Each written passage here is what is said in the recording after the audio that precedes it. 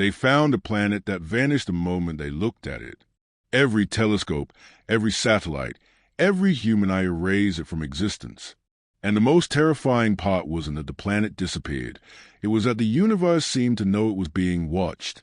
The first time the planet appeared, no one celebrated.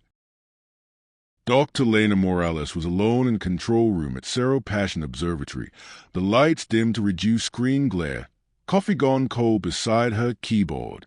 Outside, the Atacama Desert lay silent, the kind of silence that made even experienced astronomers uneasy.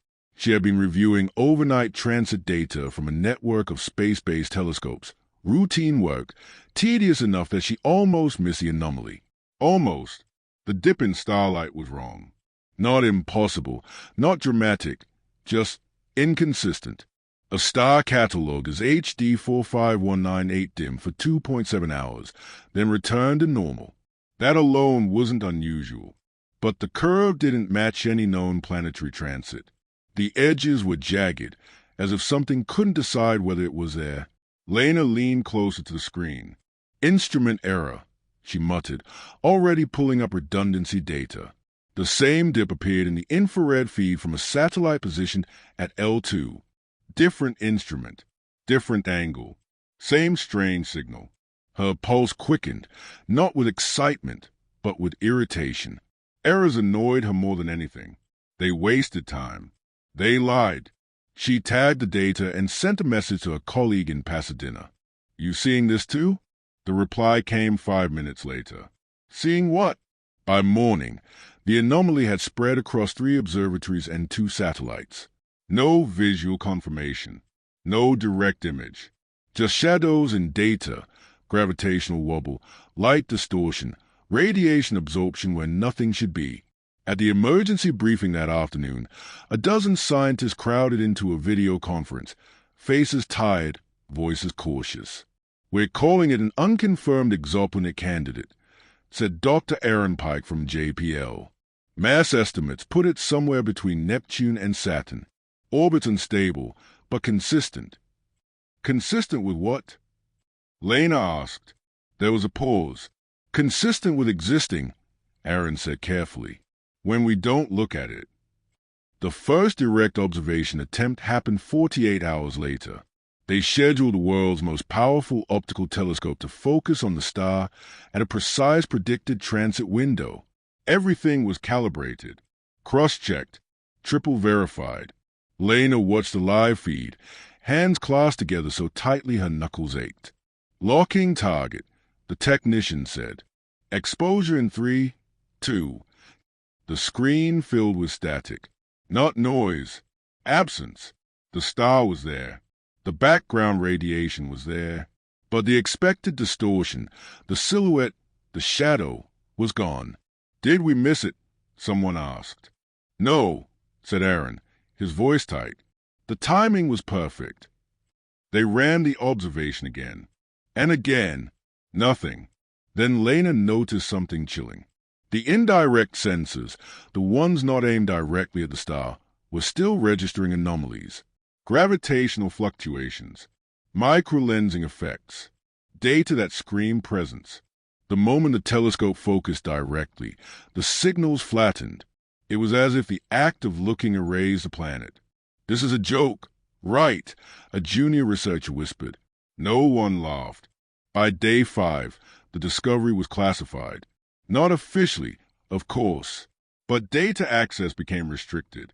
Emails stopped being answered.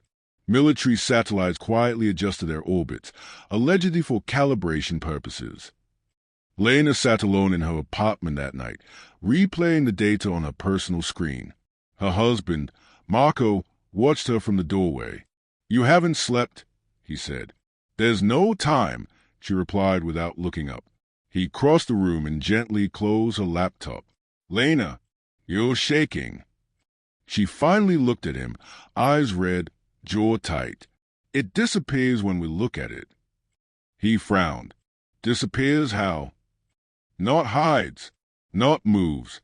It's like reality corrects itself, like it's not allowed to be seen." Marco was an engineer, practical to the core. "Then maybe it doesn't exist." She shook her head. It does. The universe knows it's there. Gravity knows. Light knows. Only consciousness seems to be the problem. That word lingered between them. Consciousness. The next breakthrough came by accident. A graduate student in Tokyo, unaware of the classification notice, ran an automated analysis script overnight. No screens, no live monitoring, just raw data collection and delayed processing. The planet appeared. Perfectly. Clear mass signature. Stable orbit. Beautifully wrong. The moment the results were opened and viewed, the data corrupted itself. Values contradicted each other. Timestamps desensed. Files rewrote their own headers. The student thought he was hallucinating. When the incident reached Lena's team, the room went silent. So, Aaron said slowly, as long as no one is watching, it exists. And the second we check, Lena added, we destroy the evidence. Or maybe the thing itself. No one corrected her. They stopped using live feeds. Instead, they built blind systems, algorithms that gathered data without displaying it, stored result behind encrypted delays, analyzed patterns without rendering images. It felt wrong, like cheating, like hiding from their own curiosity. But it worked. The planet, now unofficially dubbed Erebos after the Greek embodiment of darkness, grew more defined the less humans interacted with it. Its mass fluctuated. Its orbit suggested nonlinear time effects. At one point, it appeared to precede its own gravitational influence, as if it arrived before it arrived. Lena began to dream about it. Not images, sensations, the feeling of being noticed without being seen. During one late-night session, she whispered to the empty control room, "What are you?" The instrument spiked. She froze. "Did you hear that?" she asked the technician over comms. "Hear what?" The data log showed a sudden surge, an anomaly reacting to nothing but her voice. They never proved the planet was intelligent, but no one could prove it wasn't. Pressure mounted from above. Government agencies demanded explanations. Funding boards wanted results. The public, unaware of the truth, buzzed with rumors of a ghost planet. And through it all, the rule remained absolute. Observation erased existence. One night, as Lena prepared a report she knew would change human understanding forever, she stopped typing. If they published this, if humanity learned to look without seeing, what would that do to the universe? Her finger hovered over the send key. Outside the observatory, the desert sky stretched endlessly, full of stars that had never asked to be measured. For the first time in her career, Lena wondered if discovery was a kind of violence. And somewhere beyond the reach of every human eye, a planet waited, existing only in the spaces where curiosity dared not look. The decision not to look became harder than anyone expected. At first, it was framed as discipline, scientific restraint, a necessary adaptation to an unprecedented phenomenon. But discipline erodes under curiosity, and curiosity had built every telescope, every satellite, every observatory pointing upward like collective human question. Erebos did not forgive curiosity. 2 weeks after blind systems were deployed, the data began to change in ways that felt personal. Not just numbers drifting or equations failing, but patterns emerging where none were programmed. The planet's gravitational influence started anticipating adjustments. When the algorithms randomized observation intervals, Erebos appeared only during the longest gaps. When delays were shortened, its mass readings thinned, like breath in cold air. "It's reacting," said Dr. Sunalayo, voice barely above a whisper during a closed briefing. "Not to instruments. To intent." "Intent isn't measurable," Aaron snapped. He was exhausted, dark circles carved deep beneath his eyes. "We're scientists, not philosophers." Sunil didn't argue. He just brought up a graph showing a clear correlation between human engagement metrics, login frequency, report access, even internal message volume, and the degradation of data quality. The more they caved, the less Erebos existed. Lena felt it like a weight on her chest. She stopped opening emails unless necessary, stopped checking dashboard compulsively. At home, she avoided the night sky altogether, pulling the curtains tight.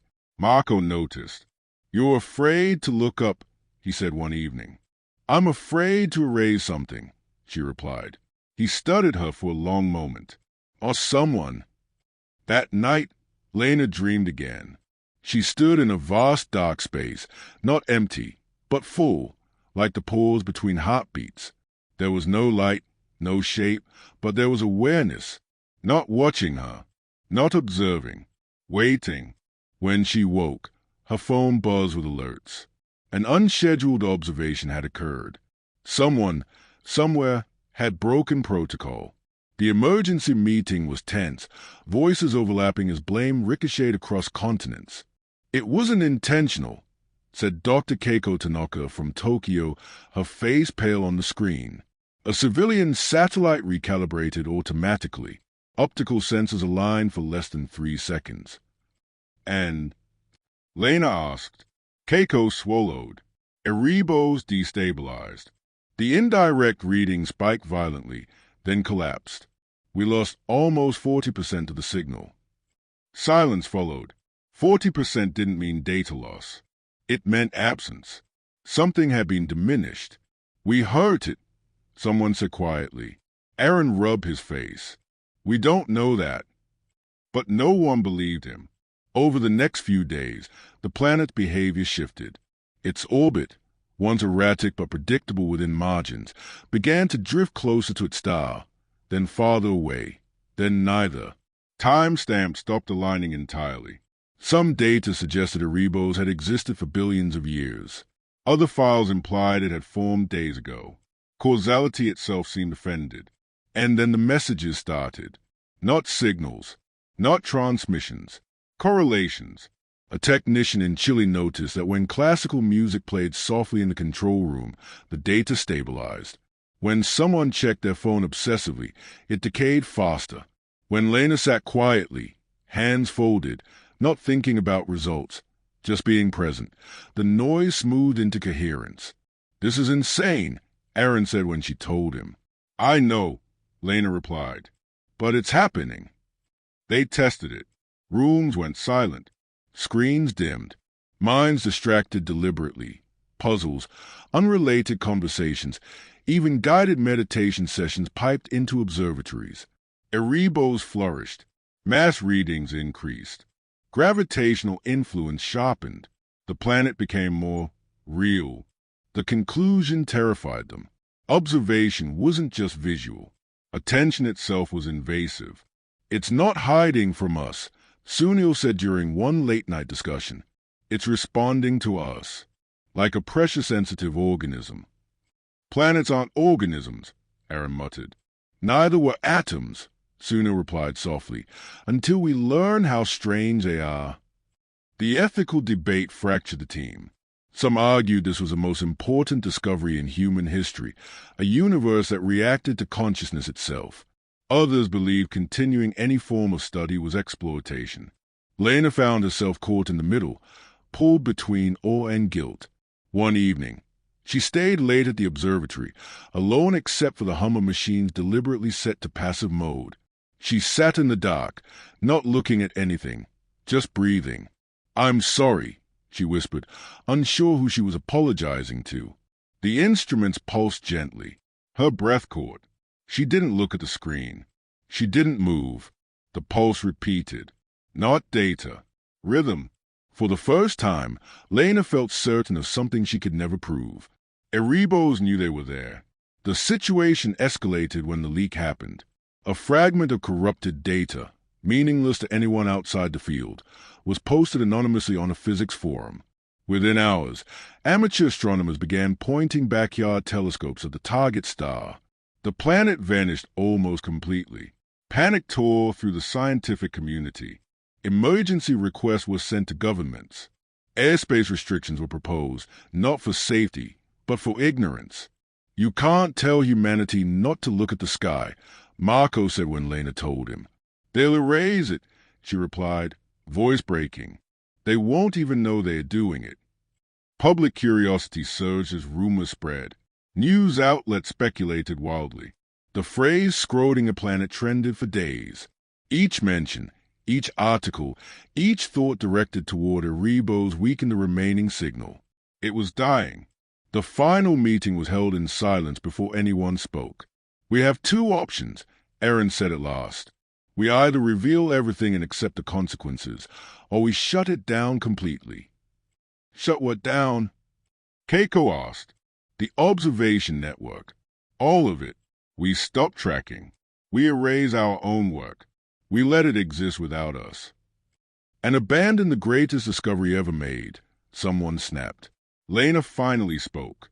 "Or we kill it trying to understand it." The room fractured again, voices rising, emotions raw. Sunil leaned forward. "What if this isn't about the planet?" Everyone turned to him. "What if this is about us?" he continued. "About a universe that doesn't want to be reduced to charts and certainty. About limits." The word hung heavy. Limits were not something science accepted easily. Later that night, Lena stood outside beneath a sky blazing with indifferent stars. For once, she didn't feel small. She felt watched, not by Erebos, but by something larger. A cosmos that had tolerated observation for centuries and was finally pushing back. Marco joined her, slipping his hand into hers. "What will you do?" he asked. She closed her eyes. "I don't know if we deserve to know everything," she said. "But I know we don't deserve to destroy what we don't understand." In orbit, far beyond human sight, Erebos flickered, fragile, persistent, clinging to existence in the brief, merciful moments when no one was paying attention. And humanity stood on the edge of a choice it had never faced before. The shutdown began quietly. No announcement, no countdown, just a series of signed authorizations passed through encrypted channels, each one heavier than the last. Satellites were reprogrammed under the guise of maintenance. Observation windows closed. Automated scripts were deleted line by line, not out of fear of recovery, but out of respect. Erebos was being given back to the universe. Lena watched the final confirmation appear on her terminal. Observation network status. Inactive. Her hands trembled. She wasn't sure whether it was relief or grief. Around the world, observatories went dark one by one. Domes closed. Mirrors turned away. For the first time in centuries, humanity deliberately chose not to look. The indirect systems, those last fragile lifelines, remained active for exactly 12 more hours. Not to study, just to confirm. In those hours, something extraordinary happened. The planet stabilized. Its mass readings stopped fluctuating. Its orbit settled into a pattern that, while still impossible by classical mechanics, was internally consistent. The data no longer contradicted itself. Timestamps aligned. Causality sighed, as if relieved. Erebos existed. Fully, without apology. Lena sat with Aaron, Sunil, and Keiko in the dim control room, watching nothing. The screens displayed only system status indicators, green lights, silent confirmations. "We're really doing this," Aaron said quietly. "Walking away." Sunil shook his head. "No, we're choosing not to interfere." Aaron gave a short, humorless laugh. "That's not how science works." "Maybe," Lena said, "that's how it has to work now." The final indirect reading came in at 3:17 Universal Time Coordinated. Then the last system went dark. They sat there for a long time after that, unsure what to do with their hands, their thoughts, their careers. What happens if it was never just one planet? Keiko asked softly, "What if the universe is full of things like this?" Lena didn't answer immediately. She was thinking about all the centuries of looking, all the measurements, classifications, reductions, the quiet arrogance baked into the assumption that to observe was neutral. "I think," she said finally, "we've been very loud for a very long time." The aftermath was stranger than anyone expected. Without direct proof, the discovery could not be published. Without data, there were no papers, no Nobel Prizes, no headlines. Officially, Erebos never existed. Unofficially, something shifted. Astronomy forums went quiet. Not silent, just softer. A few prominent scientists resigned. Others redirected their work toward theoretical limits of observation, ethics of measurement, the possibility that reality itself had boundaries. Lena stepped away from frontline research. She began teaching instead, focusing less on answers and more on questions. Her lectures became famous for what they omitted. Science, she told her students one afternoon, is not just about discovering what is. It's about deciding how to approach what might be. A student raised a hand. Are there things we shouldn't study? Lena paused, choosing her words carefully. There are things, she said, we should study with humility.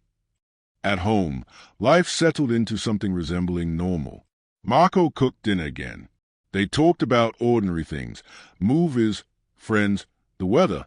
But sometimes, late at night, Lena would wake with the same sensation she'd felt since the beginning.